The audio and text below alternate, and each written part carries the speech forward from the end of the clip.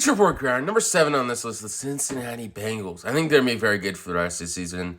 Right at the end of that Bengals versus Steelers game, they definitely could have won that. If Joe Burrow can limit the turnovers next week, I think they definitely get a win. Number 6, the Baltimore Ravens. They played impressively. The Jets really tried to make Lamar Jackson throw the ball, and it really didn't work that well. They were getting destroyed the whole game. It really wasn't even close.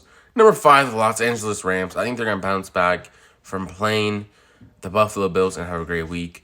Number 4, the Los Angeles Chargers. Very impressive in my opinion. Number 3, the Tampa Bay Buccaneers. Very impressive against the Cowboys, which was a pretty good win for them. Number 2, the Kansas City Chiefs. I think they played a great game. Patrick Mahomes had 5 touchdowns in that game and played great. Feature report ground number 1 in this list is the Buffalo Bills. I think deservingly so. They really proved that they're one of the best teams in NFL. And I feel like most people are picking them to win the Super Bowl and picking Josh Allen to win the MVP, which they have a great defense as well. I think they're really going to be very hard to beat in the playoffs, and I'm picking them to win the Super Bowl. Feature report ground Rodrigo Blankenship was actually waived from the Colts, which a lot of people in the comments, he was a fan favorite for a lot of players, and a lot of people in the comments were pretty much saying, why did he get cut? Some people were saying, oh, he missed a field goal last season, he had trouble making them, so they waived him, which I wonder if another team will pick him up. I'm not really sure, but people were pretty much arguing in the comments about this. What's your opinion on this kicker getting waived, and do you think another team will pick him up soon? Feature report ground.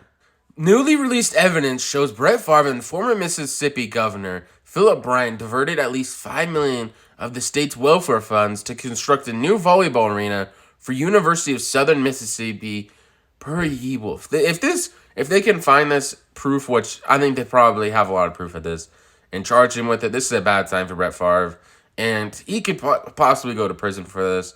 They're taking money from something that should be going to welfare and putting it to build a new volleyball place. I don't get why he can't upfront his own money or do something like that.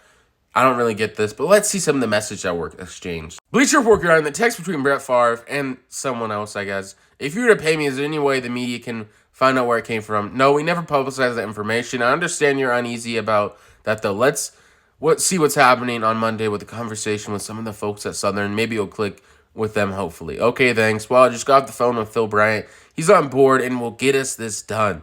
Awesome. I needed to hear that for sure, which they're planning to use this money, and he doesn't want to get to the media, which a lot of people in the comments were saying, if you're a Packers fan and still like Brett Favre, I don't know what to tell you and all this other stuff, which I think is pretty hated by a lot of the NFL in general, a lot of the fans, which I can definitely see why he's doing all this other stuff, trying to give money to the volleyball team that his daughter used to play on instead of in 2017 when she actively played on it, but he's trying to do this instead of really let the welfare have it. People who